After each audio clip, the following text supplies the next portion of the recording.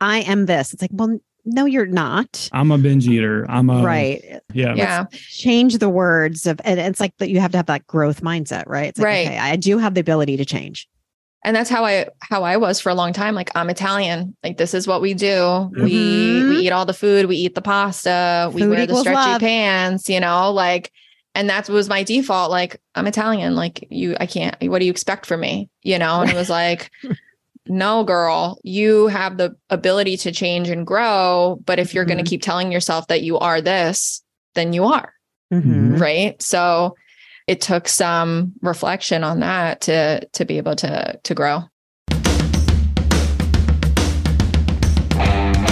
Welcome to Cut the Crap with Beth and Matt, the world's #1 no bullshit health and fitness podcast. Are you ready to cut the crap with your diet and exercise, get strong as fuck, and build a healthy relationship with food? Then you've come to the right place. Let's go. If you'd like to support us in the podcast, join our Patreon where you get exclusive content, which consists of monthly workouts you can do at home or at the gym, monthly challenges that are either strength, habit, or mindset based, and access to over 100 plus low-calorie, high-protein, family-friendly meals. These are all designed by a professional chef who is certified in nutrition. These recipes are already in MyFitnessPal for easy fucking tracking. New recipes are also added each week. We believe that fitness is for everyone, so this is our way of getting you started on your health and fitness journey at a price most everyone can afford. So what the fuck are you waiting for? We'll see you in the Patreon. So Laura, Cravings coach, why don't you let everyone know like how you became a coach, your story, things like that? Yeah. Well, how much time do we have? Right? No, but right now I'm a cravings coach for women. I'm a cravings and fat loss coach. And my passion is really helping women who have traditionally been stuck in the binge restrict cycle, all or nothing dieting mindset, get a handle on the cravings that occur as a result and the self-sabotage that occurs as a result of these fad diets and this all or nothing mindset. And to find a craving solution for them, not eliminate the craving. Cravings don't go away, right? Let's be honest, we're humans, but find a solution for that craving so that these women can have an easier time with their weight loss and their fat loss goals.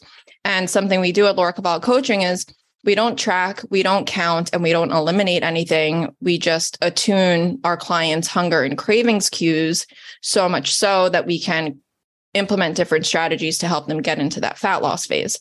How I got into this is, well, let's just start from the beginning. I'm Italian, born and raised in Italy, off the boat. Mm-hmm. In Italian culture, it's like you are eating all the breads, all the pastas. And if you are not overeating and unbuttoning your pants at the dinner table, like you have not eaten enough, right? Don't offend the chef. You have to try all the things. And it's very gluttonous, right? And obviously Italian food is delicious. Like who doesn't want to eat all the Absolutely. things? But these childhood habits, like I remember being at the dinner table and being like, you're not allowed to get up until you eat this pork chop, right? And I remember trying to hide the pork chop in my napkin and getting caught and sitting at the dinner table till 9 p.m. at night. I remember going to the bathroom and spitting up food because I didn't want to eat it. And so there was this default of eat all the food all the time. And so this habit followed me into my teenage years. I became a big binge drinker and I became a big binge eater. And I was an athlete in high school and college. I played Division I lacrosse in college, and I had a very big appetite for both partying and food. And so I was very, very gluttonous in my teens and 20s. And again, after college, I moved to Brooklyn, New York, and I became a wine and liquor representative. So a lot of my day revolved around tasting wine and dinners and living that relentless lifestyle of partying and fun and eating out and restaurants. And I wonder if I would have a different experience living in New York City now, in my version now. Mm. But, at the end of the day, New York, there's just really good food and lots of good bars and lots of fun to be had. So that was really my experience through my 20s and my college years. But when I lived in Brooklyn, I was actually assaulted in broad daylight by a mentally disabled man.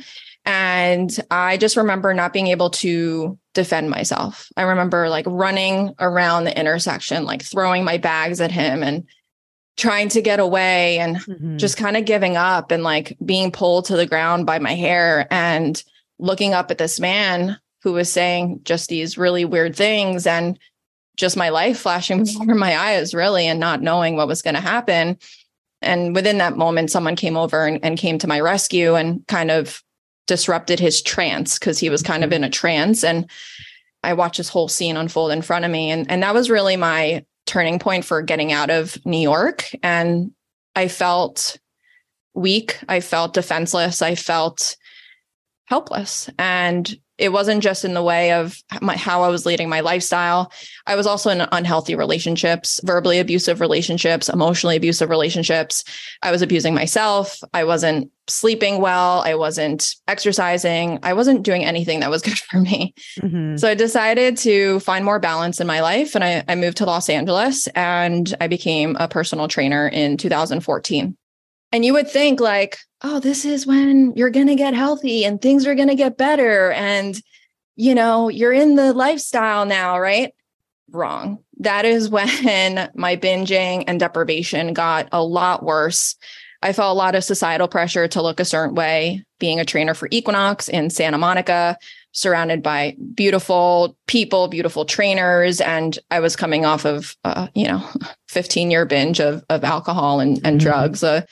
So any fad diet I could find at that time, I had done. So I started with the body ecology diet, which was a gut cleanse that actually really helped a lot of the digestive issues that I had, leaky gut. I went from pooping once a week to pooping daily. So that was a big winner for me, a big winner. And, when you see so much success from an elimination diet like that, which I actually needed because I was removing all of these things that were impacting my gut and having all this yeast overgrowth and candida overgrowth. And I saw the power of this elimination diet. And I was like, bring on all the elimination diets, right? So from there, it was like the clean diet. And then it was the swimsuit diet. And then it was keto for 6 months. And then it was paleo. And so over the course of 5 years, I seesawed between 10 different fat diets.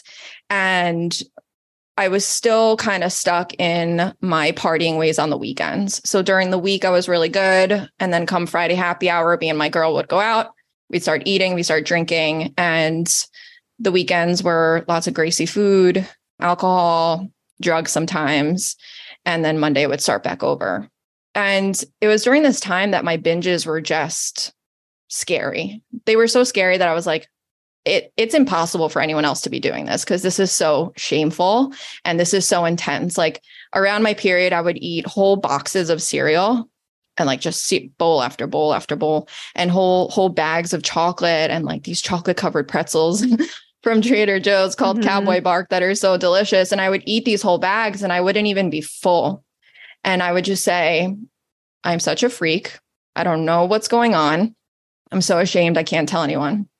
And so one of my aha moments was eating a whole box of cereal and moving on to like a bag of chips or something and not being full and being like, something is wrong here.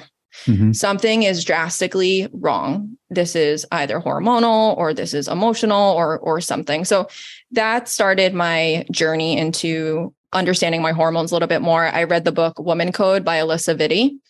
And that's when I started to understand how much hormones impact everything, right? Your mood, your hunger, your sex drive, your ability to recover from injury and the expression on your skin and your mood that day, your digestion. So I got off birth control and I started just eating to nurture my cycle. And I noticed cravings starting to decrease and things starting to improve, but I was still drinking. I was still partying. And so within that time period, I was introduced to my now business coach, who her name is Jill Coleman. And she introduced the concept of moderation. And she was like, I'm having chocolate on Tuesday and I'm having a glass of wine on Wednesday. And I'm like, wait. And you still look athletic and you're still fit and you're still a badass. What's going on here? And so she really opened me up to the idea that it doesn't have to be all or nothing, that you can find moderation and balance. And so since 2016 has been my own journey of discovery and digging into cravings, hunger, overeating, understanding the whys, the hows, and developing my own system for helping other women. I got certified as a mindset coach. Beth and I met through that program that really helped how I was helping my clients and really helped my coaching. I got certified in the Metabolic Female, which is a course on women's hormones and women's metabolism, obviously certified in nutrition and fitness as well. So everything from my personal experience to my studies and then applying these strategies with my clients is really what has gotten me to this place today. So that's the long version of where I'm at now and what I'm doing. Wow. That's a pretty incredible story, Laura. It is. Yeah. I mean, really. So would you say you had, like a binge eating disorder? It's interesting that you bring that up because I've done a lot of research on binge eating disorder and binge eating in general. I do believe I had binge eating, but not binge eating disorder where I was doing it weekly for 3 or 4 months at a time consistently.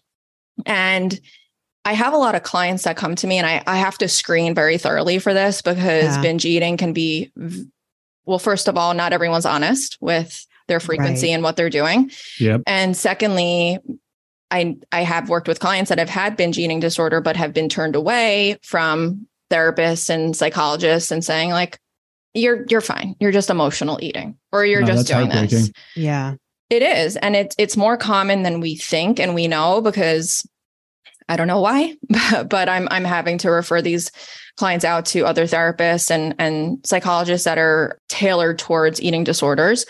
I don't think I had binge eating disorder, but was I binging consistently for a period of time, intermittently, a little bit more frequently than others? Yes, definitely. Definitely. Yeah, there's definitely a difference between binging and full-blown. Maybe we should go through that because I think that sometimes, and I think Casey Jo actually just made a post about this. Like there is a difference between like binge eating disorder and like binging and like overeating.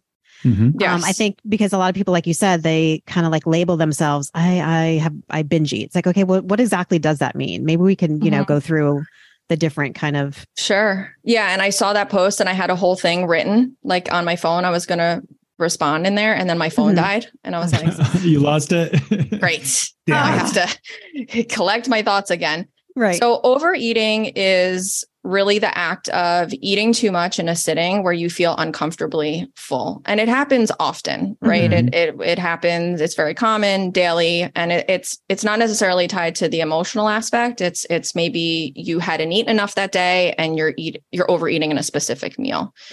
Yeah. I feel like, sometimes like if I go out to eat and something, it just tastes so good. It tastes so good and you just keep eating, but and it's not something that I do very often, but when you do, you're like, I'm uncomfortable and I don't like this feeling. And like, I remember why I don't do this. Yeah. This is why, eating mindfully and slowly and not going somewhere when you're fucking starving.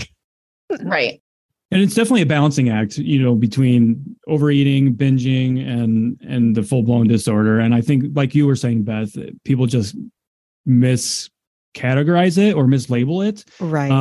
And because we a lot of people, and this is still new science, really, understanding the mental aspect of dieting and eating. Not everything is a eating disorder, but it's just like how disordered eating isn't necessarily an eating disorder. You can have disordered eating tendencies and habits without having a full-blown eating disorder.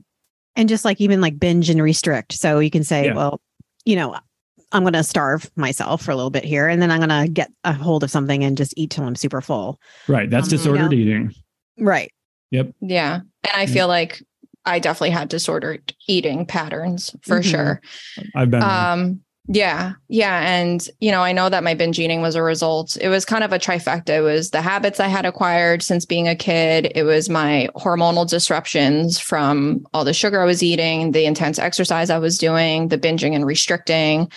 And then it was also environmental, going out and drinking and then having a free for all and restricting and all that.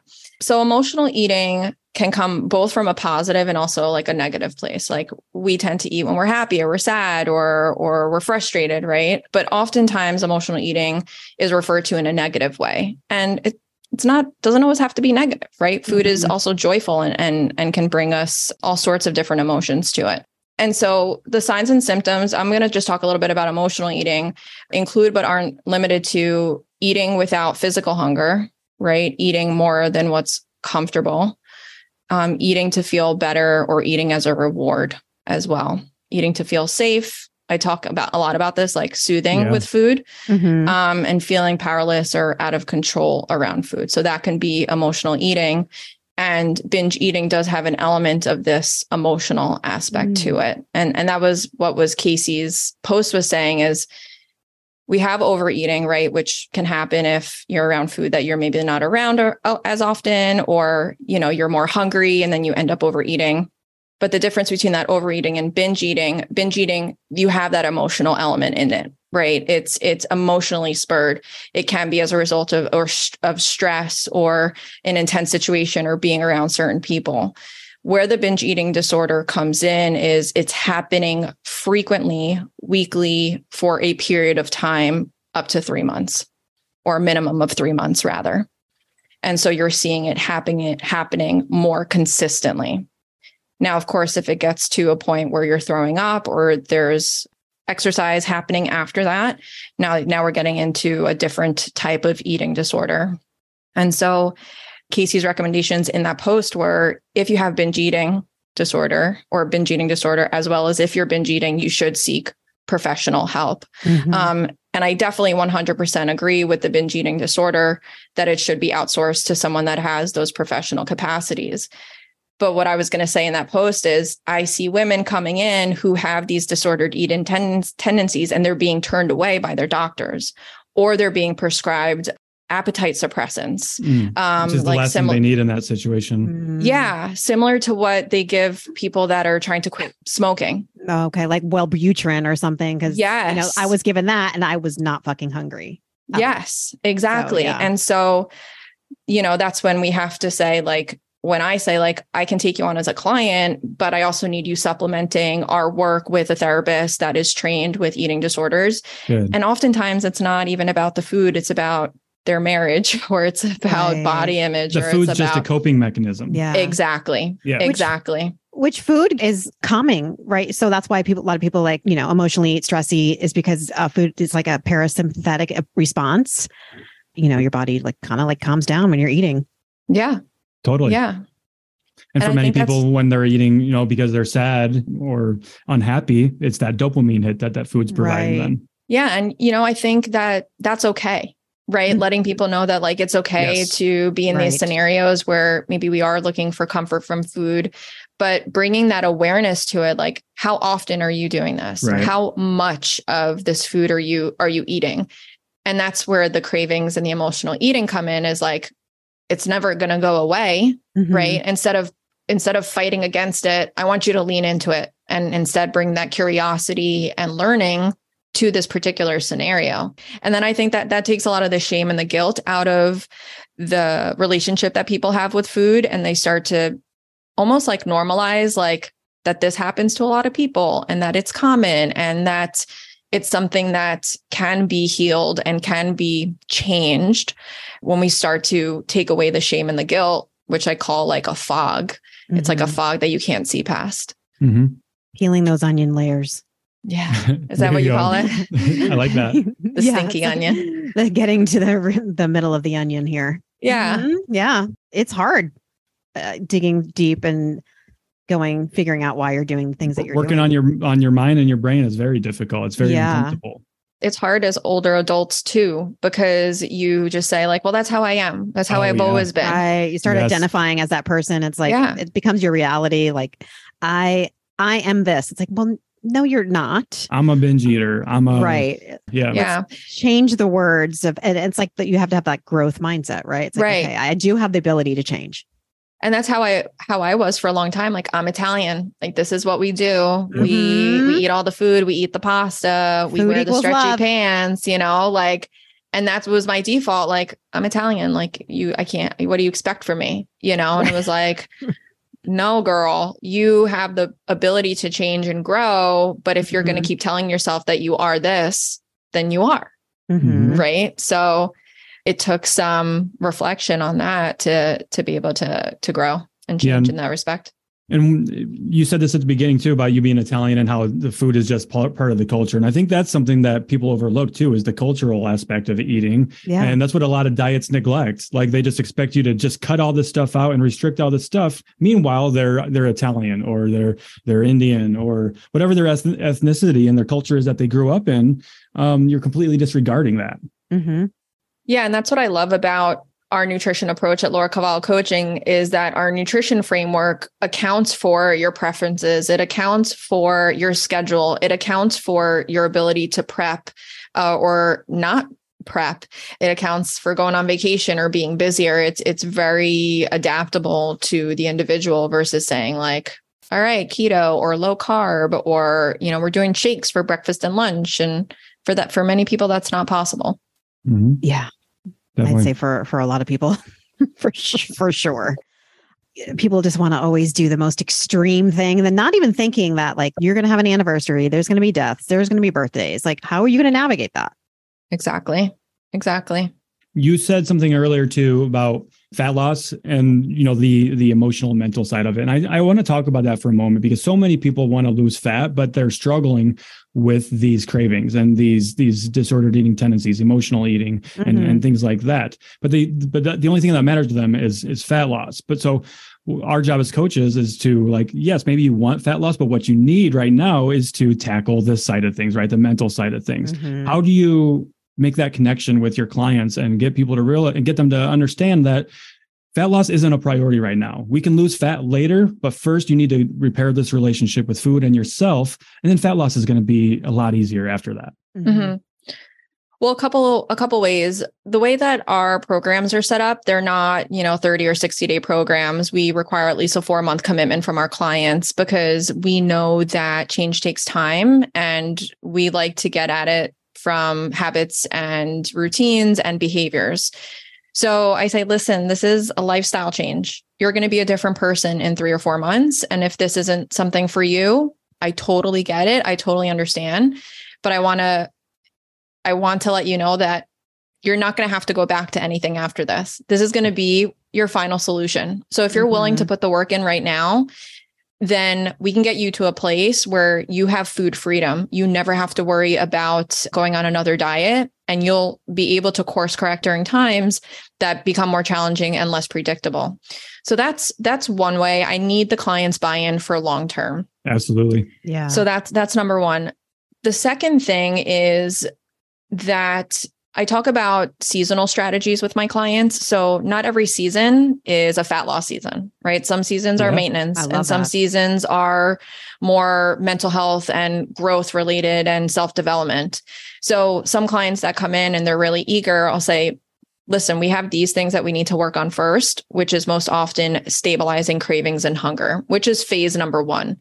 And that taps into also just the mindset aspect around nutrition and diet. Because once we start stabilizing hunger and cravings, we start to shift the mindset around all or nothing dieting, around how they're taking care of their sleep, how they're managing stress. And so we're introducing already these little tidbits in the first phase of our work together that gets clients wins even without the fat loss. Like, oh, I'm sleeping better. I have more energy. I'm in a better mood. I have better sex drive. I'm having less binges at night, or I'm overeating less. I'm not mindlessly snacking. Those are already wins for them, right? So our first phase is stabilizing hunger and cravings. And then the second phase is getting them to stay consistent with diet and exercise. And then the third phase, if they're ready for it, is fat loss. And that's when we teach them different fat loss strategies that don't require tracking or calorie counting or anything like that. But I won't introduce those unless I have felt that the client has made progress in the way of mindset and health, and they are on board with a longer term lifestyle change. But most often I won't be taking people on that are, trying to lose 10 pounds in 30 days or something like that. Right. Yeah. Yeah, totally. Yeah. And there's a lot of mindset around body image that comes into play with this, right? Because so many people think that losing the weight is going to make them happy, getting them to a certain number is going to validate them, and that all is going to be well in the world when they achieve the look that they've gotten, right? And all of us can probably attest that that's not true. Absolutely not. We've all probably achieved those aesthetic looks, and we're like, all right, well, wasn't as good as I thought it was going to be. What the fuck did I do this for? Nothing changed. I'm not happy. Exactly. Exactly. You either sacrificed a ton for it, or it wasn't like worth the sacrifice to get there. So I also throughout the process try and show them ways that they are valuable and that they are worthy and that they have other things to contribute to how they feel about themselves that has nothing to do with their weight and their fat loss goals. So we do a lot of gratitude journaling. We do a lot of community building within our Facebook group. And I just have them fall in love with the process versus that end goal. Yes. More so than just like, all right, 3 months, losing 10 pounds. Okay. You know? When the world feels crazy and chaotic, remember that you don't have to. You deserve to take control of your mental and physical health. Cured Nutrition is trying to make it easier for you to do just that. Formulated with their trinity of ingredients, a blend of full spectrum cannabinoids, functional mushrooms, and adaptogens, Serenity Gummies are your answer to finding the calm in every storm. Cured wants you to feel good about feeling good. They took their time formulating their Serenity Gummies. They left out the artificial flavors, sugars, and dyes and replaced them with ingredients that actually live up to their clean label, wellnessy word. I've recently started taking Serenity Gummies at night for my nighttime routine to help me get settled after a long, stressful day, and they've been really easing me into a great nighttime sleep. Right now, Cure is extending an exclusive offer to you, our listeners. You can grab a bag of Serenity Gummies for 20% off by visiting www.curednutrition.com/CTC and using the coupon code CTC at checkout. That's CURED nutrition.com/CTC and coupon code CTC at checkout to save 20%. Protect your peace and pop a gummy. My question was, so how would someone in a short answer, stabilize their hunger and cravings? Like, where does someone go about to just figure that out besides, getting coaching? Yeah, that's a great question. So there's two things happening. There's hunger, which is felt in the gut. That's a physical feeling of maybe you haven't eaten enough or you haven't eaten at all that day. And then we have cravings. And cravings is the more complex beast, right? That is layered in there. Cravings happen for a number of different reasons. But one strategy that has helped my clients a lot tackle both the hunger and the cravings is Satisful Plates. Satisful Plates is my own guide for creating a plate, which has 4 different parts. When you create a Satisful Plate, you want to lead with a lean. Part number 1 is lean, LEAN. And this is any protein forward food. It doesn't have to be a lean protein.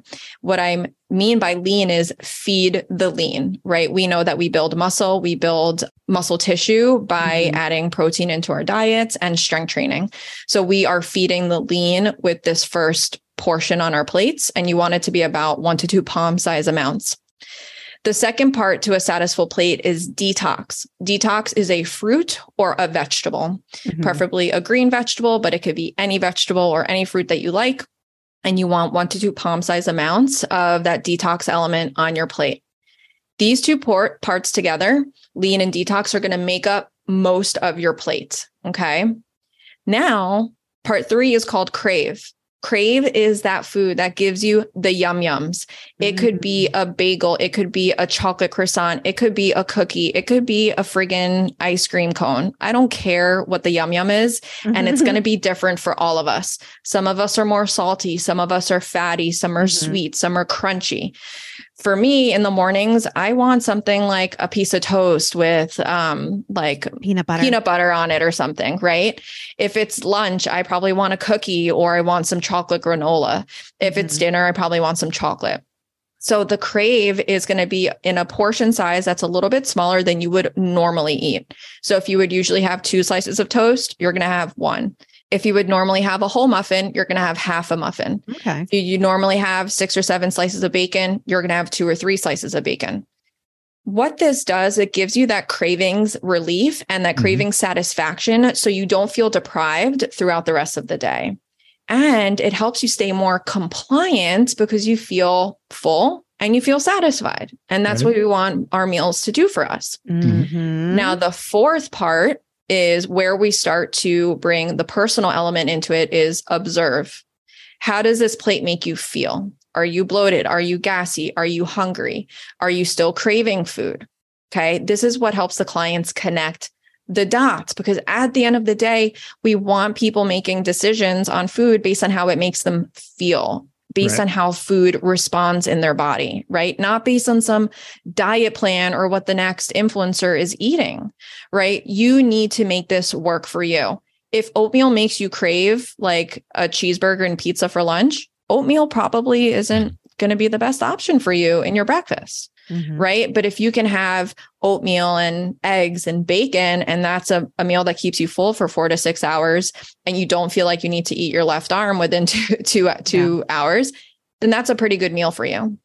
So this is the individual element. So eating satisfying breakfast within 2 hours of waking has shown to help my clients decrease cravings, hunger, and overeating by up to 70% within 7 days.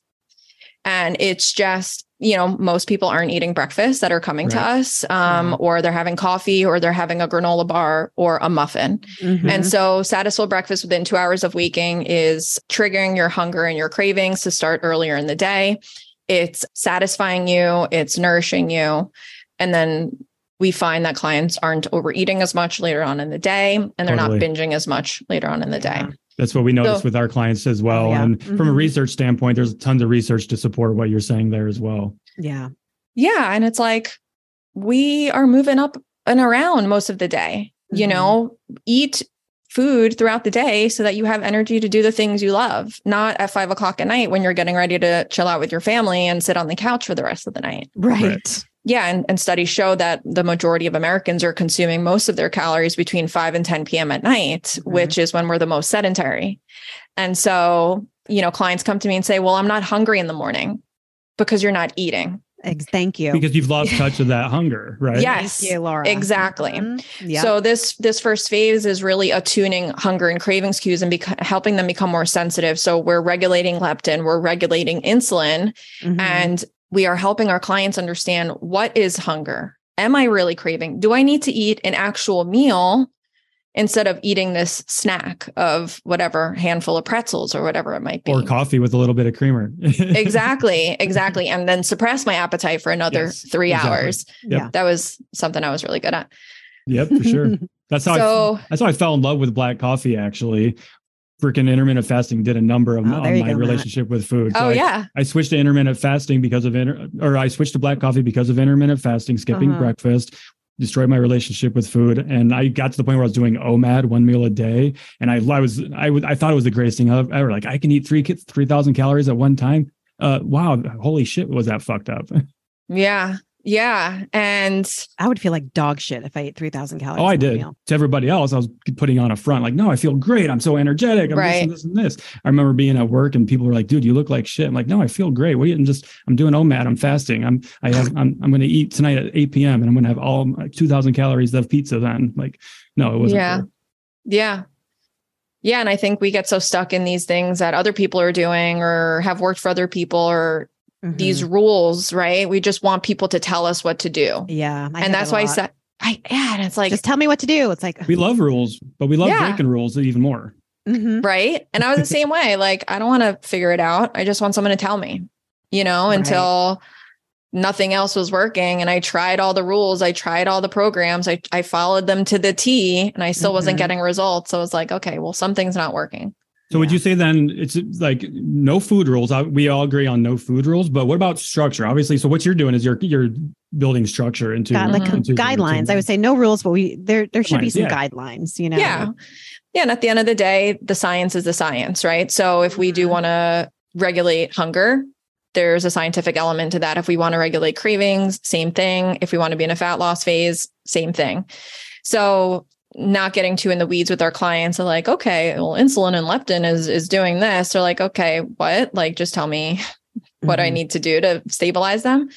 So Yes, I provide guidelines for clients so that they have a little bit of structure, but it's flexible to meet them where they're at, whether they're traveling or, life gets unpredictable, or even they get sick or their kids get sick and they can't be as routined or structured. So Satisful plates, going back to that, is one of the best ways to regulate cravings, or hunger rather. And then cravings, we have to get a little bit more individualized because everyone's cravings happen for a different reason. So I actually have a cravings quiz that helps identify what your major cravings archetype is. And I have 3 different cravings archetypes. And the first is disconnected Donna. The second is routined Roberta. And the third is hormonal Henrietta. And we all have aspects from different ones, but we have one archetype that leads the pack for us. Hormonal Henrietta is more of a hormonal based cravings trigger. Routined Roberta is more environmental and routines. And then disconnected Donna is more mindset, emotional eating. I love that you've put names to them, because that helps them connect and identify. And we do something similar. We teach a mindful eating course as well. So I love everything that you're talking about. We have archetypes like that as well. The clean eater, the professional dieter, and things like that.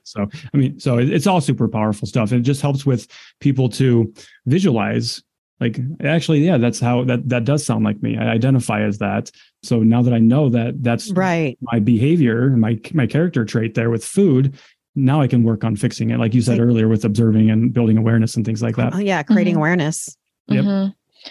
Yeah. And then it helps them also feel less alone, right? Knowing that other women are taking the quiz and everyone's going to get an archetype. And, I've had over 400 people take this quiz, and it's awesome because I just want to demystify the feeling that cravings and overeating and things like this is bad or should be shameful, right? And of course, overeating consistently isn't good, but we have some solutions in place for some of these challenges.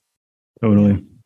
Yeah. Just thinking that a lot of people just don't have Satisful plates. And that is the reason why a lot of them are, overeating in the evening, is because they're literally not eating anything during the day that they even want. They're eating what they think they're supposed to be eating, right? Or they're eating these mini fucking meals that aren't satisfying at all. No protein, little bars in the smoothies and mini salads with fucking just lettuce and a tomato. Yeah. And I still have clients that I've been working with for a year that are they're connecting the dots, but they still find it hard to follow through with certain elements of Satisful. I have a client, I did a check-in today. She's like, some of the challenges this week is I have my period and I haven't been eating enough protein. And, her last couple check-ins is I've been eating more sugar at night and I've been more irritable and I'm getting in my head about my body and I haven't been sleeping well and I've been more stressed. Right. And I'm like, go back to the basics, right? We're not trying to do anything fancy. I want you to think about Satisful plates within 2 hours of waking up. And for lunch, if you can do Satisful plates for breakfast and lunch, you're set up pretty well for the rest of the day. I want you to just focus on sleep, stress management, right? Pretty soon these clients start to connect these dots and identify what parts of Satisful plate maybe they're missing. I haven't had enough detox, right? Or I just didn't have crave for a couple of meals just to see what would happen. And whoops, I had 6 cookies. And I'm like, yeah, you're going to want the cookie. Just have it. It's okay. Right. And the cool thing is clients are seeing results. We're seeing an average of 10 pounds and 10 inches loss within the first 3 months of working with us, up to 10 pounds and 10 inches. And that's without restriction or counting or anything. And it's with stabilizing those cravings and those hunger cues, which is so important. Yeah. So the message there is, if you struggle with these things, you need to address them, not push them onto tomorrow's problem. If you want to lose fat, these things are more important right now. Exactly. You want to think of it kind of like you're on this road, right? And at the end of it is your fat loss goals, right? But to get to that fat loss goal, you have to pass different stops along this road. Right. Yeah. And first stop is stabilize cravings and hunger. Yeah. Let's stop off here. Let's see what's up. Let's take in the sights and sounds. Let's spend a little bit of time here. Let's enjoy it. Yeah. And the cool thing is every stop you take compounds on the next stop. It's not just like it's just a base value. It increases in value as you go down that road. So when you stabilize hunger and cravings, all this other good shit starts happening. And then once you start being more consistent with your nutrition and your diet and your exercise rather, and you start improving sleep and stress, all of this other good shit happens that you didn't even know about, right? Right. And then once we get to the fat loss, you're like, I feel so good. I don't even care. Like I've had clients be like, well, I don't even feel like I need to do progress photos and measurements. I just feel so good. I'm adding weight in the gym. Like I'm putting weight, I'm lifting heavier. I'm sleeping better. I have more self-care practices in my life. My clothes are fitting better. I don't even think I need to like weigh myself or take circumference measurements. I'm like, great, perfect. You know? So this is why I don't want people to put a timeline on things or, even have like a number on the scale in mind. Let's let go of the timelines, the numbers, and focus on the fucking shit that you need to focus on, which is getting back to the basics and being super consistent with those. Right. You'll get there when you get there. Like we that's one of the most common questions we get. How long is it going to take me to lose X amount of weight? Like we can't tell you. Nobody can tell you. I don't have a magic fucking wand here, It's like, can you master those habits and be consistent with those? Let's try that first. Mm-hmm. Yeah. And I just had a similar conversation with a client. She's in perimenopause. And Beth, I know you posted something about this today. Mm-hmm. She had a vacation to Mexico coming up, which was last week. And she was like, it was like end of February and she had been gaining weight and she was frantic. And she was like, well, do I start fasting? Do I start calorie counting? What do I do? I said, let's look at the basics. How's your stress been and your sleep? Because that's the foundational shit, right? It's not even nutrition. Like if you're not sleeping and you're stressed out, the scale's not budging. Nothing's happening. And your nutrition's going to probably be not great anyway, right? Exactly. Right. Exactly. Stress eat. So we got a handle on stress. We got a handle on sleep. And I said, listen, the fasting, which we did like a 12-12, 14-10 wasn't even crazy. Well, 14-10 can be 12-12. We started there. I said, that's the icing on the cake. That's the extra shit that comes after your nutrition's on point, after you're sleeping 7 to 9 hours of quality sleep.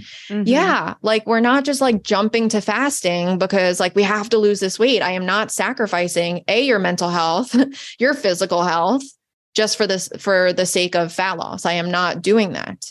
I will help you get to where you want to be, but that's the icing on the cake. And I need you doing these things really well first before we even start addressing any of that extra stuff. Now, question about is fasting something you implement with all of your clients, or is that individualized? Like this client's a good candidate for, time restricted feeding or not? Yeah. So I consider time restricted feeding a more advanced strategy that can help clients. I don't necessarily look at it from a fat loss perspective unless I am working with clients in perimenopause or menopause, in which time restricted eating has been shown to help. I look at it more from. That? Yeah, I'm curious about that because I've not heard that actually. Well, I have, but from someone that I'm not going to name her name, but you know who I'm talking about, right, Matt? Absolutely. She wrote a book and she blocked me and Matt on TikTok. But anyway, yeah, but she is like all about that, right? Which for me, I'm like, I'm 50. There's no way I'm going to intermittent fast. I don't need to. Like, I don't see any reason to. I am in menopause. I eat breakfast, lunch, and dinner. So I'm so curious to know like what that purpose would have for somebody. Right. So the information I'm pulling is from the Metabolic Female Certification course with Jade Tita. And what happens in perimenopause and menopause is the body is undergoing a lot of stress. It's going through a lot of changes. There's hormonal stoppages happening. So the idea is during menopause is to alleviate any additional stress on the body. So that's why sometimes you want to pull back on strength training and increase your walking. Mm-hmm. Even low carb can be helpful for women in peri and menopause just because they can't tolerate carbohydrates as well during that phase. Again, I'm not advocating for low carb for anyone. Obviously. No, I think low carb can be a good strategy for the right person. And I think that's what's important is having the right strategy for the right person instead of the blanket strategies. Yeah. Right. Well, people listen to podcasts, they hear low carb and then they start running and do low carb. So, but the idea is to kind of alleviate the stress on the body. So what fasting can do is it can allow for more rest and regeneration during that time period. And honestly, I don't even recommend a very restrictive fast. I think a 12-12 can be super beneficial. Just giving yourself 12 hours between your last meal to your first meal so that you're giving yourself 12 hours for your pancreas or liver and all of your organs. Not that bad if you think about it, because you're sleeping, 7 to 8 hours, hopefully. That's 2 hours in the morning, 2 hours at nighttime. So Yeah. I mean, I could say I probably even do that now without even realizing it. Like, I don't even think about it. Like, I'll get up at 5 a.m. I'll have my coffee and I'll go to the beach. I'll eat breakfast at like 8:39. So, I mean, I'm kind of doing that without even thinking about it. Mm-hmm. It's almost like, I'm just sleeping and waking up and doing other shit before I eat breakfast. Yeah. And when it comes to the time restricted feeding during perimenopause, I was referring to it as a means for weight loss and fat loss. So obviously, if you have less hours for eating, then you're going to end up losing. However, we don't want it to be a super drastic drop where you're eating, 500-600 less calories than you normally would. Right. Intermittent fasting isn't a means to just, eat a ton less calories. It's just giving you an opportunity to eat within a certain time period. Totally. So that's some of the intermittent fasting recommendations I have made for perimenopause and menopausal women. It's not my specialty. It's not like my niche that I specifically work with, but I did learn a lot throughout that course. And then some of the clients I have worked with already. And so intermittent fasting, I do find, is more of an advanced strategy, right? Because we have to have all of these other things in place and you have to be doing them well for a certain amount of time. And also what I look for is for clients to be able to course correct more quickly if they happen to quote unquote fall off track. So I won't share advanced strategies with clients if I find that like they go on vacation and then it takes them like 2-3 weeks to get back on track. And maybe their mindset isn't in a more balanced and healthy place where they're looking at things in a more realistic sense and they're getting really self-deprecating, then they're not going to be a good candidate for that. I look for someone that has a little bit more autonomy within their process, has a little bit more competence, and knows, okay, today I can do a 12-12. Yesterday I did a 14-10, but I don't really have to push myself that much, and has the ability to self-regulate a little bit better. That's amazing, because that's really what it comes down to, is that individual, personal preferences and everything about their unique lifestyle. You need to be able to adapt and you need to be able to be flexible. Yeah. Yeah. And it can work sometimes for people that have a really demanding work schedule and, they're not able to eat during work. So then maybe we'll do an intermittent fast or something like that. Yeah, totally. Exactly. I feel like a lot of nurses and doctors and people that have like that schedule that's crazy do intermittent fasting. I agree. I see that in a lot of my clients. Yeah. And that it's not because they want to do it. It's just the nature of the beast. When you're working 12 to 16 hours on an emergency room floor, you going from patient to patient, you don't even have time to pee, let alone eat. Yeah. Do you work with a lot of shift workers that work at night? Oh, yeah. Yeah. Mm-hmm. Probably 25% of our clients are either nurses or somebody that's doing shift work overnight. Yeah. Wow. Yeah. I got to team up with you guys on my next shift work client. We've definitely been there and done that. Mm-hmm. Yeah, it's tough. It's really tough. Yeah, it is.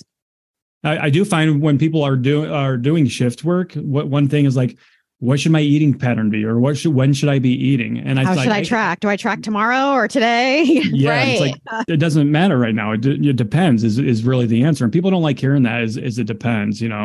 When should I be eating if I work overnight? It's like, I don't know. I need to know more about you. Your break schedule, your afterlife schedule, your cravings, like you said, cravings and all that. Like that stuff is all taken into consideration there. Mm-hmm. Yeah, it gets a little bit more complex and in the weeds. And that's where one-on-one coaching is beneficial, right? Yeah. Because we can't give blanket statements and just say, well, just eat before work and then exercise, when you come home and then before you go to bed. And it's like, well, I have to get up in 6 hours. It's like, okay. Well. Yeah. And that's why we say when we make posts on social media that everything is individualized. Like there's, not a one size fits all. And then, people get really defensive thinking every video pertains to them. It's like, no.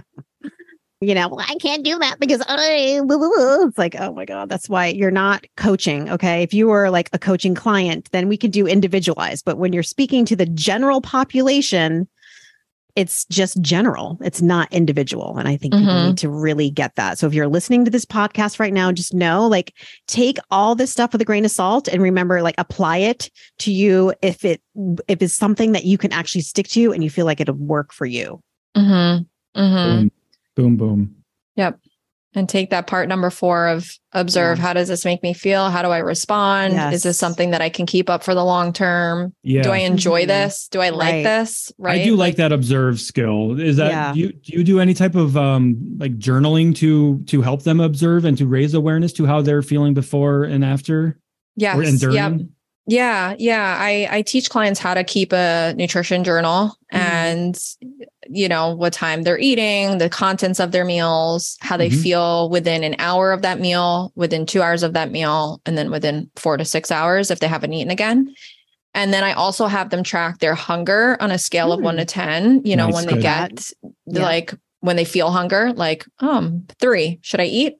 And we talk about that. And then also their cravings. And then also, what time they're getting up, what time they're going to bed, and any stressors that might happen during that day. So, had a fight with my husband, or, had a stressful visit at the doctor's, or whatever it might be, or really happy and want to have a glass of wine or whatever it is.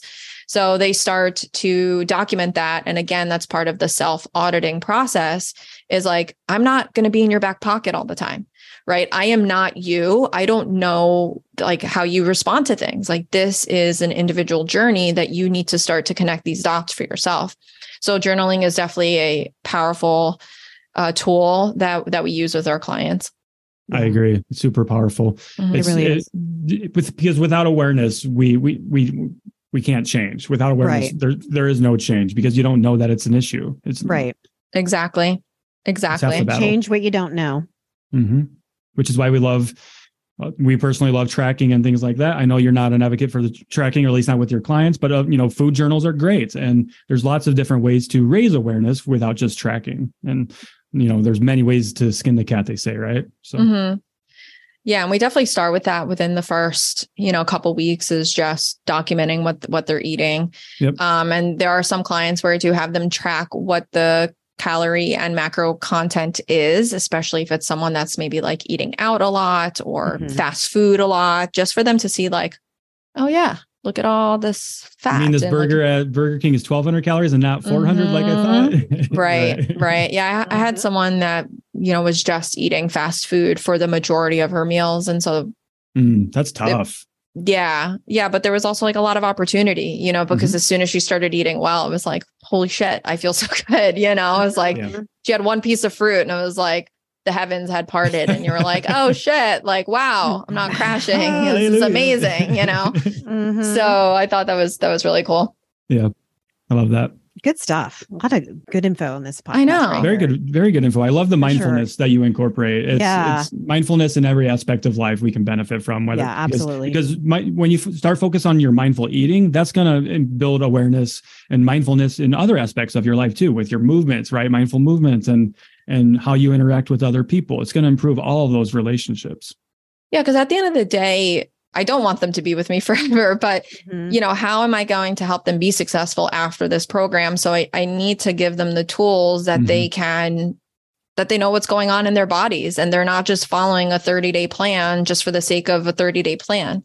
I started saying this, and then I realized my coach Jill had said this too, but like, I really feel like diets make you dumber. It's like, eat this, not that, eat during this time, drink this amount of water. And it's like, do I even like blueberries? Like, am I just eating them because they're on the plan, or, what's going on? So I think people just need to get more comfortable with like, there is no right way to eat. There's just the right way for you to eat. And let's mic drop. Figure it out what it is, Yes.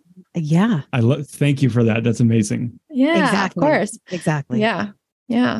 Laura, this has been great. We want to give you an opportunity here. If people love what you're talking about and they want to learn more about you, how can they do that? Yeah. Sure. So you can find me on Instagram. That's my main platform at Laura Cavallo __cravings _coach. My last name is spelled C-A-V as in Victor, A-L-L-O. You can find me under Beth's IG and soon Matt's. Yep. Or my website, lauracavallocoaching.com. And I got all things Cravings in there. Got some freebies for you. Awesome. And a couple programs coming up this spring as well. That's exciting. Yeah. Thank you so much for having me on. This was such a great conversation. Yeah, I loved it. Totally. It's our pleasure. Yeah, definitely. And keep doing what you guys are doing in the space. I mean, like we need to keep pushing ahead and getting through all the bullshit that's out there because it's fucking exhausting and just keeps popping up. So exhausting. Just when I think that's like, you know what? I think people are okay out there. You know? A new wave hits. It just fucking gets We've been worse. dealing with that recently, haven't we, Beth? Holy shit. Yeah. People are okay. And then Gwyneth Paltrow comes out with her routine. And now we're having to fucking. Why are we listening to Gwyneth Paltrow for nutrition and lifestyle advice? Honestly, why are we listening? I've been to called so many names anyway? this week. I can't even begin to tell you guys. Big deep breaths. Yeah. Well, I lived in Los Angeles for 7 years. And one of the reasons I left is just because I couldn't subscribe to the culture, the materialism, the how you look, who do you know, what can you do for me lifestyle. And for some people that works. And for some people, they're very removed from it. So it doesn't affect them. But for me, I just felt like I was just not in a good culture and a not environment. And, you know, that's sort of part of it, the Hollywood diet culture aspect. So totally. But anyway, we will pursue. We could do an entire segment on that. Oh, absolutely. Literally. Shit Gwyneth has said. Hope you enjoyed this episode, so why not share with a friend who needs to hear it? Send us a DM on Instagram or email us at cutthecrappod@gmail.com and join our Patreon at patreon.com/cutthecrappodcast. As always, we appreciate you and thanks for being here.